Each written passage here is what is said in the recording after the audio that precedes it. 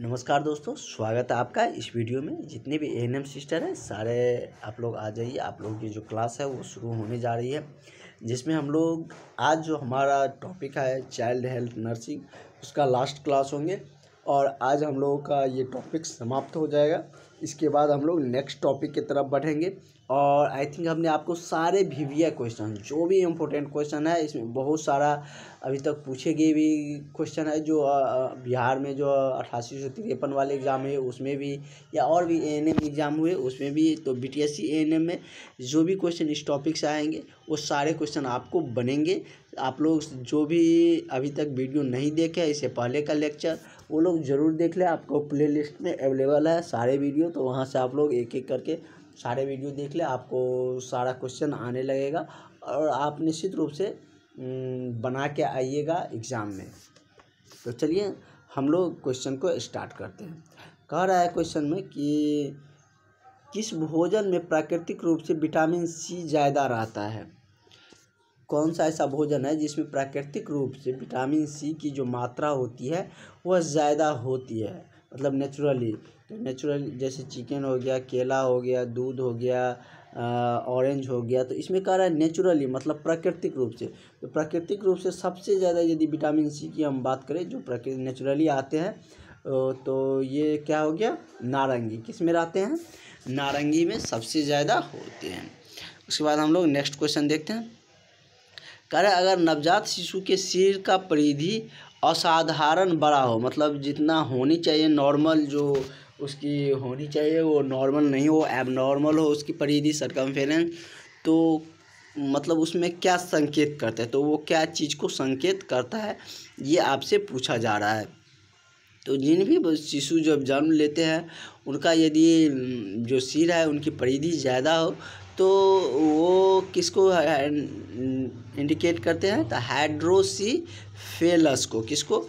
हाइड्रोसीफेलस को। तो इसका करेक्ट आंसर क्या हो जाएगा? ऑप्शन नंबर आपका ए हो जाएगा। उसी तरह हम लोग नेक्स्ट क्वेश्चन की तरफ बढ़ते हैं। कह रहा है कि पेरीनेटल अवधि माना जाता है, मतलब पेरीनेटल की जो पीरियड होती है, जो अवधि होती है, वो कब से कब तक माना जाता है? जन्म के एक माह तक, या जन्म के 1 साल तक, या जन्म के 1 सप्ताह तक, या जन्म से 1 से 3 साल के बीच में। तो ये जो अवधि माना जाता है वो जन्म के 1 सप्ताह तक जो अवधि होता है उसे पेरीनेटल अवधि माना जाता है। तो इसका करेक्ट आंसर क्या हो जाएगा? ऑप्शन नंबर आपका C हो जाएगा कि जन्म के 1 सप्ताह तक। वही हम लोग नेक्स्ट क्वेश्चन की बात करते हैं। नेक्स्ट क्वेश्चन कह रहा है कि नवजात शिशु के सिर की परिधि होती है, अभी हमने देखे थे कि जो नवजात शिशु की सिर की परिधि यदि जितना नॉर्मली होनी चाहिए उससे ज़्यादा हो तो उसको क्या कहते हैं? जैसे कि आप लोगों ने देखे कि उसको हाइड्रोसीफेलस कहते हैं। अब उसी से रिलेटेड क्वेश्चन है कि नवजात शिशु की सिर की परिधि कितना होती है। तो उसकी परिधि की हम बात करें तो कितना होती है?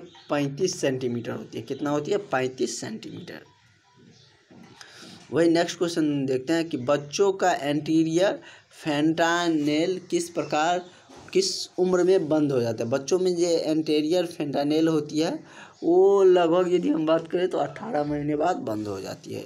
इसका करेक्ट आंसर क्या हो जाएगा? आपका ऑप्शन नंबर D हो जाएगा। इसी तरह हम लोग नेक्स्ट क्वेश्चन देखते हैं और जल्द आपको एग्ज़ाम डेट भी देखने को BTSC के द्वारा मिलेंगे और BTSC से रिगार्डिंग जो भी अपडेट आती है सारी अपडेट हम आपको साझा बताते हैं, सारे अपडेट आपके साथ साझा करते हैं। यदि कोई चीज़ पर आप चाहते हैं कि हमको इसके रिगार्डिंग डाउट है तो वो आप कमेंट सेशन में पूछ सकते हैं कि, तो उसका हम आपको क्लियरली सारा कुछ बताएंगे। अगला क्वेश्चन कर रहा है कि नवजात शिशु का हीमोग्लोबिन स्तर होता है, मतलब जो नवजात शिशु होती है उसमें हेमोग्लोबिन का स्तर क्या होता है ये आपसे पूछा जा रहा है। तो उसमें हेमोग्लोबिन का जो स्तर होता है वो 18 ग्राम होता है। कितना होता है? 18 ग्राम। जब बच्चे जन्म लेते हैं उस टाइम का जो न्यूबॉर्न शिशु होती है उस टाइम का जो उसमें हेमोग्लोबिन का स्तर होती है वो कितने होती है? तो 18 ग्राम होती है। हम लोग नेक्स्ट क्वेश्चन की तरफ बढ़ते हैं। नेक्स्ट क्वेश्चन कह रहा है कि BCG टीका दिया जाता है, मतलब कि BCG टीका किस में दिया जाता है ये आपसे पूछा जा रहा है। मतलब 0 से 1 मंथ या 0 से 1 ईयर तक या 3 मंथ तक या 6 मंथ के अंतराल। तो ये BCG जो टीका दिया जाता है और ये स्किन पर परमानेंट मार्क बना देता है। ये हमने आपको पहले क्वेश्चन में बताए थे। तो जो भी जहाँ से क्वेश्चन अराइज होने वाले होंगे वो सारा हम आपको डिटेल्स में बताएंगे। तो आप लोग प्रॉपरली क्लास करते रहिएगा एग्ज़ाम तक, तो आपका निश्चित रूप से एग्ज़ाम निकलेगा। तो कह रहा है BCG टीका दिया जाता है। तो BCG का टीका कब दिया जाता है? तो 0 से 1 मंथ के बीच में BCG टीका दिया जाता है और इसका जो स्किन पर जहाँ पर दिया जाता है उसका मार्क परमानेंट बन जाता है स्किन पर। तो BCG ही टीका ऐसा है। उसके बाद कह रहा है कि 5 वर्ष तक के उम्र में कितना खुराक विटामिन दिया जाता है। मतलब 5 वर्ष जब हो जाता है तो उस उम्र में कितने विटामिन का खुराक दिया जाता है, क्योंकि ऐसा तो नहीं है कि उम्र कम है उसमें विटामिन ज़्यादा दे रहे हैं तो विटामिन A का खुराक, तो ऐसे में क्या हो जाएगा, तो ऐसे में ओवरडोज होने की खतरा होती है। तो 5 उम्र के जो बच्चे होती हैं उसमें यदि हम विटामिन A की खुराक की बात करें तो वो 0 से 3 लाख आयु में इसका यूनिट है आयु, तो उतना यूनिट तक दिए जाते हैं, उससे ज़्यादा नहीं दिया जाता है। उसके बाद आप लोग लाख्स देख रहे होंगे तो समझ रहे होंगे बहुत होता है, नहीं होता मतलब उसका पार्टिकल ही इतना मतलब छोटे छोटे होते हैं कि उसमें थोड़ा सा काउंट करिएगा तो बहुत ज़्यादा हो जाएगा। अगला है कि वयस्क अवस्था की उम्र कौन सा होता है, मतलब वयस्क एडल्ट कब आप मतलब युवा अवस्था में कर सकते हैं। युवा अवस्था में प्रवेश करते जैसे शिशु होता है, उसके बाद बच्चे जो बाल्य अवस्था आती है, उसके बाद युवा अवस्था आती है। तो वही आपसे पूछे जा रहे हैं कि जो युवा अवस्था होता है, जो वयस्क अवस्था होती है वो कब होती है। तो ये 18 वर्ष से शुरू होता है और 35 वर्ष तक युवा अवस्था रहती है। तो 18 वर्ष की हम यदि बात करें तो आप सब जानते होंगे कि युवा अवस्था से बहुत सारा अधिकार भी आपको मिल जाते हैं। तो ये कब से शुरू होता है? 18 वर्ष से युवा अवस्था शुरू होता है और 35 वर्ष तक चलते हैं। अगला क्वेश्चन है कि कुपोषण का कारण कौन सा है। कुपोषण का कारण यदि आपसे पूछा जाए तो यदि हम देखें कुपोषण के कारण क्या होती है, तो क्या होती है कि पोषकता की कमी, मतलब कि जैसे आप देख सकते हैं कि लैक ऑफ न्यूट्रिशन, उसमें न्यूट्रिशन की यदि कमी हो पोषण का तो उसमें वह क्या हो जाता है, मतलब कुपोषण का शिकार हो जाता है। पॉवर्टी नहीं कर सकते क्योंकि ऐसा नहीं है कि जो गरीब होता है वो कुपोषण का शिकार होते हैं। आप बहुत सारे गरीब में भी देखते होंगे कि बहुत सारा मतलब फिटनेस रहते हैं, ज़्यादातर फिटनेस ही होते हैं, कुछ मतलब होते हैं लेकिन फिटनेस रहते हैं, तो ये उनका कमी नहीं हो सकता है। तो न्यूट्रिएंट जो होती है वो क्या होता है, न्यूट्रिएंट पोषण नहीं पोष सकता, मतलब कि इसकी कमी से क्या होती है कि मतलब कुपोषण का भी शिकार हो जाता है। अगला क्वेश्चन है कि क्लोजर ऑफ पोस्टीरियर फ्रंटल क्या होती है, मतलब कब शुरू होते हैं। क्लोजर ऑफ पोस्टीरियर फ्रंटल कब शुरू होते हैं, ये आपसे पूछे जा रहे थे। ये 2 से 3 मंथ जन्म के बाद शुरू होता है। अगला है कि अपगर स्कोरिंग सिस्टम में विस्तार किया जाता है, मतलब कि अपगर जो स्कोरिंग सिस्टम में क्या विस्तार किया गया था। तो अपगर स्कोरिंग सिस्टम में हम यदि बात करें तो उसमें क्या विस्तार किया गया था, वर्जीना अपगार क्या किया गया था, वर्जीना अपगार उसमें विस्तार किया गया था। अगला क्वेश्चन हम लोग देखते हैं, अगला क्वेश्चन क्या कह रहा है। अगला कह रहा है कि मेनार्च को कहा जाता है, मेनार्च को क्या कहा जाता है, ये आपसे पूछा जाता है। तो मेनार्च का फर्स्ट मेंस्ट्रुएशन कहा जाता है। क्या कहा जाता है, फर्स्ट मेंस्ट्रुएशन, मतलब मेनार्च है तो उसी के नाम से यह रिलेटेड उसको फर्स्ट मेंस्ट्रुएशन कहा जाता है। अगला है कि अगर माँ बच्चों को DPT सेकेंड खुराक देने के लिए यदि मना कर रहे हैं, मतलब कि नहीं दिलवाना चाहती है, तो उसको समझाना है, मतलब क्या चीज़ समझाना, मतलब तो उसको समझना है, मतलब क्या समझना है ये आपसे पूछा जा रहा है। फीवर आफ्टर 1 डोज या सीजर आफ्टर 1 डोज या इस तरीके से आपका ड्रोहेच आफ्टर 1 डोज, या मतलब कि 1 डोज देने के बाद उसका मतलब कि कब उसको दिया जाता है ये आपसे पूछे जा रहे थे। ये क्या हो जाएगा, मतलब सीजर मतलब आफ्टर 1 डोज इसको देनी चाहिए, उसको मनानी चाहिए या उसको मतलब समझा कर ऐसे। अगला क्वेश्चन है कि बच्चों के भोजन के साथ कमी कम जो भोजन के कमी से जो सीलियाक बीमारी होती है वो कौन सी, मतलब भोजन की बच्चों में जो भोजन की कमी से सीलियाक बीमारी होती है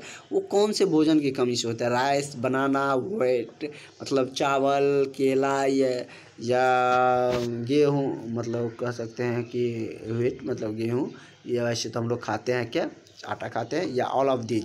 तो इसका क्या हो जाएगा कि ये हम गेहूं से क्या होते हैं कि गेहूं की कमी से बच्चों में सीलियाक बीमारी फैलने की, मतलब उसके होने की खतरा रहती है।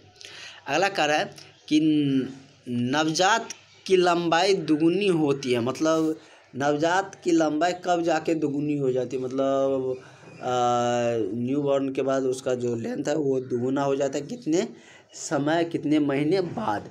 तो ये कब हो जाती है? तो ये आफ्टर 4 ईयर के बाद जो जन्म लिए रहते हैं बेबी, उससे दुगुना लंबाई की ये हो जाती है। ये अमूमन देखा गया है कि 4 साल बाद जितने लंबाई के बच्चे जन्म लेते हैं उससे दुगुना लंबाई की वो हो जाते हैं। अगला है कि नवजात शिशु में अर्ली ऑनेस्ट जो सेप्सिस का समागमन जो होता है सर्वसामान्य कारक क्या है? मतलब नवजात शिशु में अर्ली ऑनेस्ट सेप्सिस का सर्वसम्मान कारक क्या होता है? ये आपसे पूछा जा रहा है। तो इसका सर्वसम्मान कारक क्या है? ई कोली। क्या है? ई कोली। अगला क्वेश्चन कर रहा है कि आर एच आप लोग जानते होंगे। आर एच आइसोम्यूनाइजेशन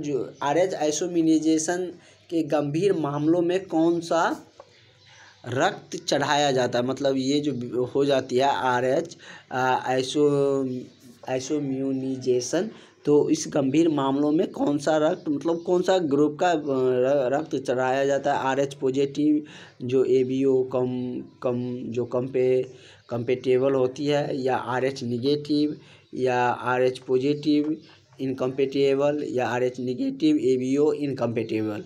तो आर एच आइसोम्यूनेशन गंभीर मामलों में यदि हम बात करें तो उसमें क्या चढ़ाया जाता है, कौन सा रक्त चढ़ाया जाता है? तो आर एच निगेटिव एबीओ कंप्लीटेबल। तो इसका करेक्ट आंसर क्या हो जाएगा? ऑप्शन नंबर आपका बी हो जाएगा। अगला है कि इंटेंसिव फोटोग्राफी में शिशु की त्वचा से प्रकाश का स्रोत कितनी दूरी तक रखा जाता है? मतलब ये इंसेंटिव जो फोटोग्राफी जांच करवाया जाता है तो उस समय शिशु की त्वचा से प्रकाश की जो स्रोत होती है, क्योंकि उस टाइम बच्चे की जो शिशु होती है वो बहुत ही नॉर्मल होती है, मतलब कि तो इस कारण से उसको जो प्रकाश की जो स्रोत होती है उसको दूर रखा जाता है, क्योंकि आपको पता है कि प्रकाश में क्या होती है, अल्ट्रावायलेट रे होती है, तो इस कारण से उसको दूर रखा जाता है। तो वही पूछे जा रहा है कि कितने दूरी पर रखा जाता है। तो इसका हम यदि बात करें तो वो 15 से 20 सेंटीमीटर की दूरी पर रखा जाता है। पटना में तो लोगों को इतना कुत्ता पालने का शौक है कि मतलब 1 से 2 घर देखिएगा तो उसमें कुत्ता रहता ही है। यार एक भूखता है, मतलब कि जो पालतू होते हैं तो उसके बाद जो रोड पे जितने कुत्ते हैं तो सारे भूखने लगते हैं, चाहे रात हो चाहे दिन हो, कभी भी शुरू हो जाता है। चलिए इसका करेक्ट आंसर क्या हो जाएगा? आपका ऑप्शन नंबर ए हो जाएगा। तो वही हम लोग नेक्स्ट क्वेश्चन की तरफ बढ़ते हैं। अगला क्वेश्चन कह रहा है कि वह शिशु जिसने गर्भ अवस्था के डॉट दिनों में पूर्व जन्म लिया हो और प्रेटर्म इन्फेंट कहलाता है। मतलब वह शिशु जो गर्भ अवस्था के कितने दिनों बाद जन्म लेता है तो उसको प्रेटर्म इन्फेंट कहलाता है। तो ये आपका दिन पूछे जा रहा है, मतलब कितने दिन बाद। तो ये कितने दिन बाद? 259 दिन बाद यदि जन्म लेता है तो उसको क्या कहते हैं? प्री टर्म इन्फेंट कहलाता है। वही अगला क्वेश्चन है लाक्षणिक HIV के बारे में हमने आपको बताए भी थे। लाक्षणिक HIV होने पर शिशु में कौन से टीके नहीं लगते? मतलब कि यदि बच्चे में लाक्षणिक जो HIV का संक्रमण दिखते हैं तो उसमें कौन सा टीका नहीं दिया जाता है, ये आपसे पूछे जा रहे हैं। तो उस टाइम यदि हम टीका की बात करें तो वो आपको BCG और ओपी जैसे बीसीजी टीका दिया जाता है शिशु में, तो वो नहीं दिए जाते हैं उस टाइम। यदि जब उसका एचआईवी लक्षणिक पाए जाते हैं तो बीसीजी और ओपी भी टीके उसमें नहीं दिए जाते हैं।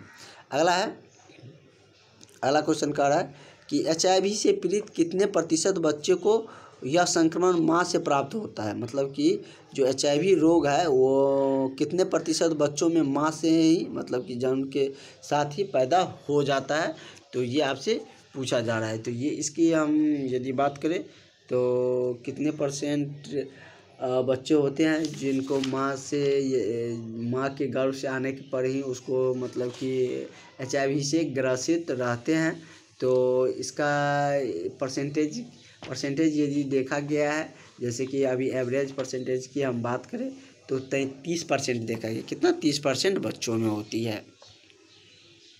30% ऐसे बच्चे होते हैं जो जिसमें एचआईवी होती हैं, तो वो माँ के संक्रमित ही होते हैं।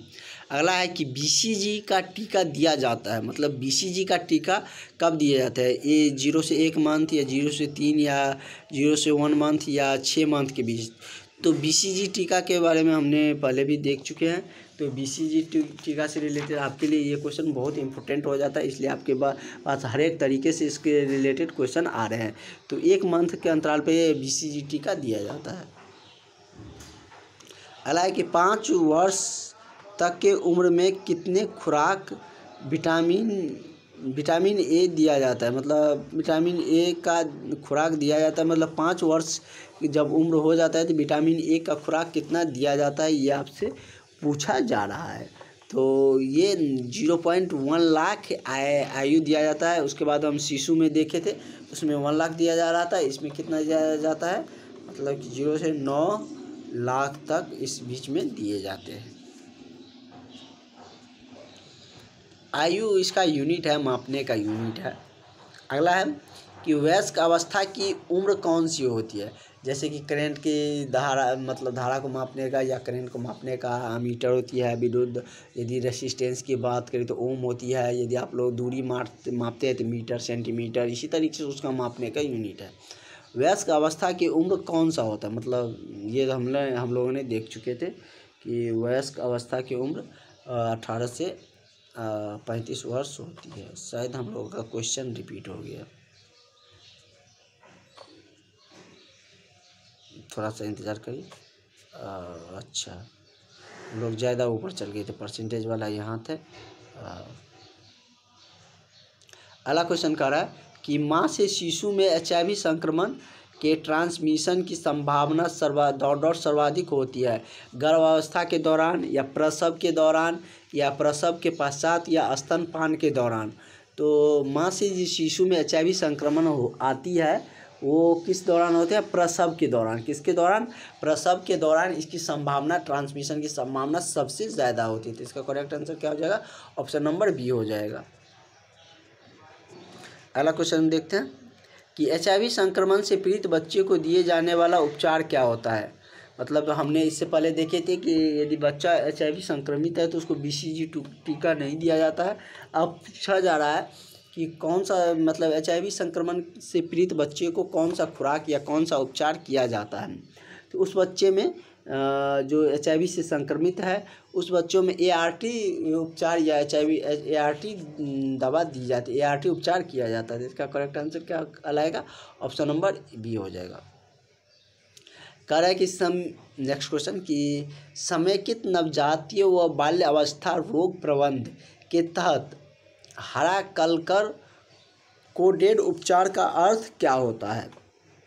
तो इसका हम यदि आंसर की बात करें तो इसका आंसर आपका सी हो जाएगा कि घर पर देखभाल इसका उपचार होता है।